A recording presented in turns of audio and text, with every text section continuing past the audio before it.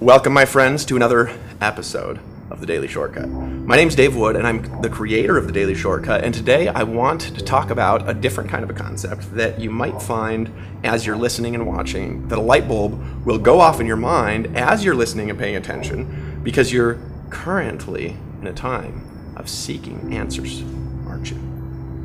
I learned a concept a couple of years ago that dramatically enhanced my ability to learn new skills and to create ideas quickly. And what the concept specifically states is that in order to have clarity, it has to be preceded by confusion first. In other words, if you think about all the breakthroughs you've had in your life, you were always confused before you had a breakthrough. Now, because of the nature of the mind, and not only that, it actually couldn't be any other way. Confusion and frustration always precede inspirational breakthroughs every time. It's a sort of pressure on the nervous system that can cause a spontaneous reorganization of your beliefs, values, and knowledge that I'll describe in today's episode. And I actually did talk about this a little bit in a previous episode, but I don't remember the number at the time. In fact, you could say that you can't not be confused before you have a breakthrough, can't you? I suppose that you could say that you can't not want to do it if you don't want that. Are you suddenly finding yourself in a trance, perhaps, as you're searching for the hidden meaning of what I just said? Or maybe there wasn't a hidden meaning. There could be no meaning at all, but you're searching for one, and you're searching for a breakthrough, slightly confused, and you're wondering what you need to change now, if that's what you decide to do today, as you suddenly find the commissions you're getting increasing without understanding why. Perhaps that will happen. And while you're thinking about that, I want to answer the hidden question of why that is. And then let me tell you how you can utilize that concept to create inspiration and personal growth on demand at any time you choose to listen. So why does your mind need to create confusion in order to have a personal breakthrough? Well, I'll get to that in a minute. But first, let me tell you a quick story. See, when I was 19 years old, I went on a mission for the Mormon Church over in England. I used to walk around all day in a suit and tie and talk to people about God on the street corners and knocking on doors and stuff like that. I actually think my disdain for wearing suits today might actually be traceable back to that time in my life, because I actually don't know why I hate suits so bad. Probably something I should do some emotional release around, so maybe I can even look even sexier than I am, if that's even possible. I'm joking. The schedule was really intense. And I believe that one of the things that helped me gain work discipline was doing that. Because I used to wake up at 6:30 in the morning, I'd study for 3 hours. I actually would wake up early and do it for more. And then I'd walk around all day for 12 hours from 9:30 a.m. to 9:30 p.m. with only 2 breaks, 1 hour for lunch, one hour for dinner. And I'd hit people up on street corners, knock on doors, and talk to people literally all through the day. I noticed that the more that I read and asked questions, that throughout the day, I would have what I call inspirational flashes, where two seemingly unrelated ideas would connect together in a blinding flash of insight and inspiration that were specifically related to the task at hand, saving all those darned English heathens from the deceptions of Tony Blair and the musings of Monty Python. That was my goal. I'm joking. There were 4 things that actually added to the quantity and quality of the insights, and when I picked up on why they happened, I found out how I could have them happen all the time. And now that I've spent 8 years researching the mind, I understand why they happen as well, and I actually literally have inspirational flashes nearly every day, and a lot of times all through the day. And these are the 4 things that force what I call an instantaneous inspiration to appear in your mind. Step number 1, okay, this is connected to how to create breakthroughs. Part 1 is the amount of time that I'm studying and thinking, and the number and quality of direct and specific unanswered questions that I have in my mind. In other words, if I'm studying a lot and I'm thinking a lot, I'm going to have a lot of unanswered questions, and the more that I think, the more I ask questions, the more unanswered questions that I have. Number 2 is the amount of contradicting information that I encountered on a day-to-day basis. For example, if I run into, when I was a missionary, a Jehovah's Witness, and they just kind of rip me a new one with the Bible, right? Because they could just do that. That happened quite a lot, actually. They're quite good at doing things like that. This step would cause a series of direct questions in my brain, because they would ask me things I didn't have the answer to them, and then I would start getting a state of confusion. And then I'd go to number 3, which is the desire, the intensity, and the length of asking the questions and actively seeking for answers and solutions that you can't find the answer to. Now, these 3 things working together at one point would cause step 4 to manifest, which would be this. Either I would have like a little bit of a breakdown in that part of my mind because I couldn't figure it out, I would stop asking questions, or I would continue, force my way through it, and have a burst of brilliant inspiration. And what would happen is eventually that would connect seemingly nonsensical, unconnected data into a blinding flash of insight that would solve some sort of unresolved problem that I'd have. Pow! Right? Every single time that I followed that formula, I've gotten a unique inspirational insight into whatever subject that I've used it on, whether it's business, relationships, whether it's, something that I'm just trying to think as an idea. And simply by knowing it works like that allows me to literally plan my inspirational breakthroughs rather than needing to wait around for them to just happen spontaneously. How would you like to just be inspired every day? Well, why is that? Well, it's actually pretty simple. The human nervous system operates predominantly on two kinds of memory. Okay, this is an oversimplification of how the nervous system works, and I'm not a doctor, and I'm not like a nervous system scientist, but I've read a lot about this and thought a lot about it, and it's useful for describing a model of constructing inspirational flashes of brilliance in your mind. Now, the kinds of memory are what in the literature I've read called electrical and reflex memory, and it actually has nothing to do at all with the dog barking in the background, but as the dog barks, you'll find yourself focusing even more on my words because you can forget that the dog's there every time that it barks and just pay more attention even more carefully. See, reflex memory is what everyone is used to, and in most things we do is actually the most useful. It also takes several days to form, and it's the hardest kind of memory to increase because it takes a while to form physical connections in the brain. This is the reason why. It's because reflex memory is powerful because it takes zero processing time to use. It's instant. So with language, for example, in the brain, language is a reflex. You can speak while simultaneously thinking about something else because language is actually a physically hardwired connection between different representational systems in the brain and the nervous system. When I say representational system, what I mean is different sources, I want you to follow me here, of nervous system input, such as, for example, combining touch with sight together or touch, sight, and hearing together. That can form a reflex if something is repeated over and over and over again, right? You can use that in NLP, for example, something they call anchoring. The simultaneous repetition of moving in a certain way while you're seeing something can form an automatic reaction to certain forms of visual input, and that forms a reflex, if that makes sense. Now, what electrical memory is, it's totally different. It is by far you can by far have the greater level of insights and way more memories stored in electrical memory. And it's easy to form and it's easy to manipulate, but it doesn't operate as fast because it doesn't operate on the same principles as reflexes do. It's also not as fast in its ability to utilize that information because electrical memory doesn't exist in any specific location in the brain or the nervous system. It doesn't. It actually exists everywhere at once. I'll explain in a second. Because the connections that you have are not stored directly in the brain, here's how it works. They're instead an interference pattern, what's called an electrical interference pattern that's similar to what creates a holographic image. If you go on YouTube and search holographic images, you can actually find lots of videos that explain this, and maybe in 2 days, you're not going to be confused anymore and you'll have an inspirational breakthrough. Are you seeing that I'm trying to actually confuse you on purpose? You can actually store an unlimited amount of data. It just requires slight processing time to use to remember to access if you don't have a really trained mind. Now, if you're not familiar with holograms, if you go to YouTube, you can actually see videos of holographic photos, and holographic images work like this too. The images are not actually stored on any one location in the hologram. They're stored everywhere at once, and if you cut the image in half, the entire holographic image will still be there, but it'll be getting weaker, yet the entire thing is still there because it's not stored in any specific location, and that's exactly how the human nervous system works with electrical memory.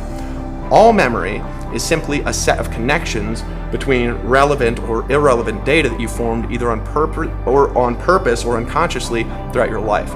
With a reflex, it actually will take you to start forming a reflex maybe 2 to 4 days of repeating a stimulus, and that's because nerves actually will grow together to form a hardwired response that makes a permanent connection with another cell, while electrical memory can form and develop almost instantaneously, and it's permanent. And it can also develop into reflexes later if you combine it with other forms of stimulus. An example would be this: if you've ever gotten into a life-threatening car crash, the tie between the emotion of fear and the image of being smashed by another vehicle can produce a feeling of dread and terror that is combined with a visual image of being hit by a car. Okay? Now, wipe that out of your brain, right? If you kept replaying something like that in your mind for 2 to 4 days, that could actually form a permanent association that can manifest for the rest of your life as what's called an irrational phobia, because you've actually hardwired a reflex response in the brain. And until you rewire that connection, you're going to have that there. But phobias are actually nothing more than irrational reflexes that are formed between a certain feeling, perhaps, and an irrational sensory input, such as I have a friend who, when he sees a lizard, he gets a panic attack, which makes no sense. They're like lizards like this big, right?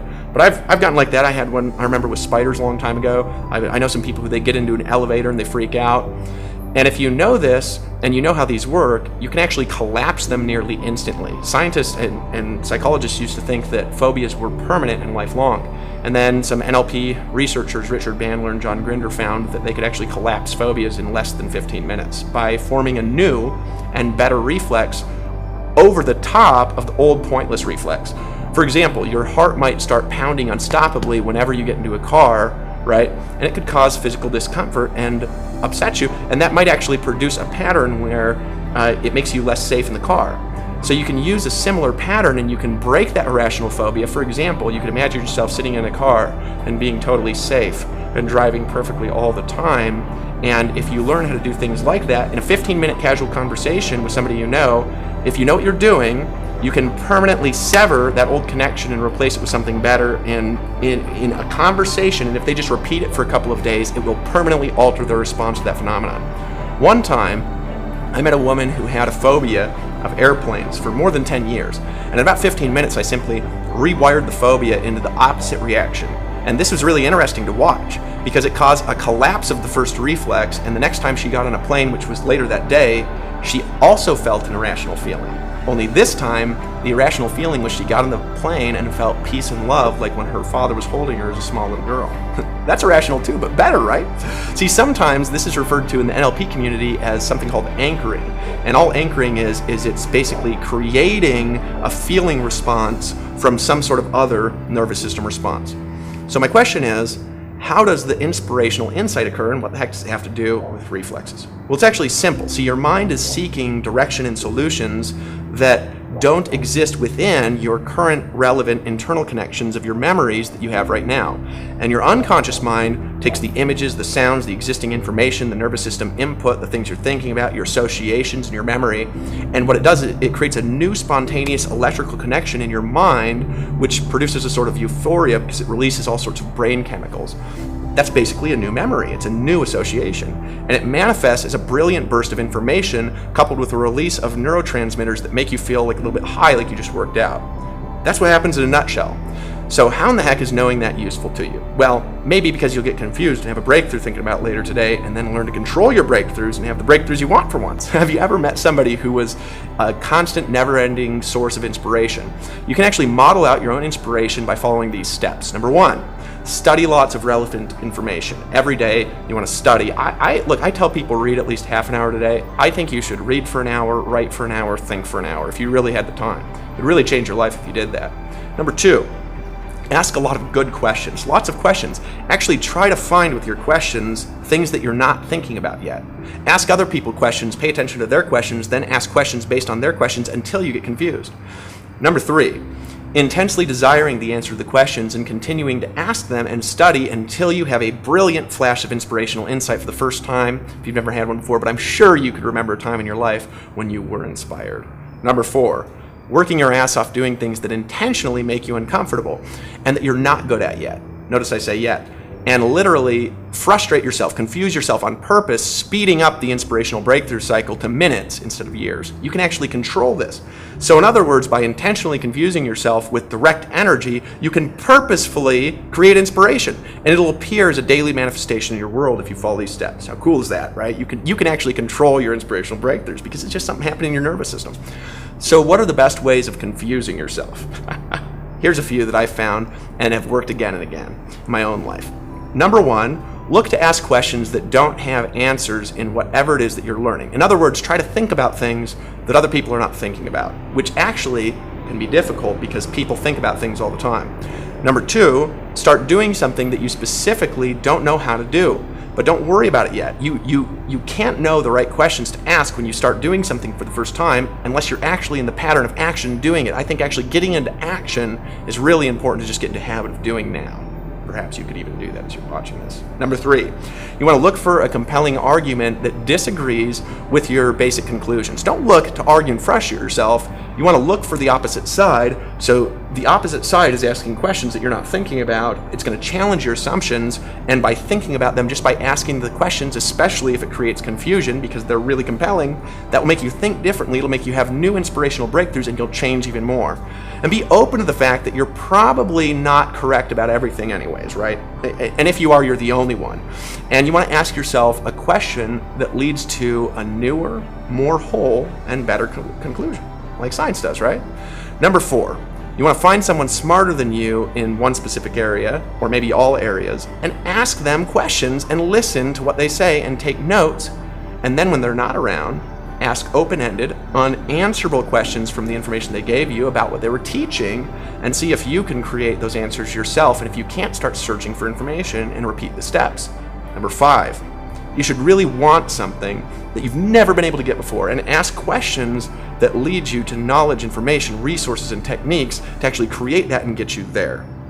Will you start intentionally confusing yourself to move even closer to a personal breakthrough? Let me know in the comments, and I want to know specifically what your biggest learning was, your aha moment. The best comment daily wins our daily shortcut comment contest, so be detailed and thoughtful in your comment, and really tell us about the internal transformation that you're having today and every day as you continue watching this, because this will change your life. This will change your future. This will change your financial destiny. It will change your personal destiny and your ability to change things around you. I want to help you create a better business while improving and developing yourself by applying these principles into your life. So I've prepared some powerful bonus shortcuts to actually help you attract wealth faster, creating breakthroughs, reinforcing the concepts that you learned in today's episode, and replacing your old unconscious systems with newer, faster, and more powerful ones that get even bigger and better results. So in your first daily shortcut, you're going to get a free PDF workbook that you can print that will help you on your journey of creating inspiration with the simple steps that you actually learned today. You're also going to get a transcription of today's episode so you can read and internalize these ideas, maybe even confuse yourself even more. As your mind is grasping these concepts, you'll find stuff happening automatically on autopilot, and you'll just be thinking differently, and you'll be more productive through the day. In your second daily shortcut, you're going to get a free audio download of today's episode so you can listen to that again and again to absorb these ideas into your unconscious servo mechanism, and you could begin creating success automatically by applying these secrets in your life. In your third and most important daily shortcut, I'm going to give you my entire business. I'm giving it to you, and that's called the Total Shortcut System, and you can get that now and begin growing with us, experiencing a total life transformation, because it's a faster, it's a more powerful way. As you're watching these daily episodes, you can earn money and create simultaneous lifestyle if you want to take action right now as you're downloading your free bonuses. Simply fill in your name and best email, then click the button that says, "Give me the total shortcut."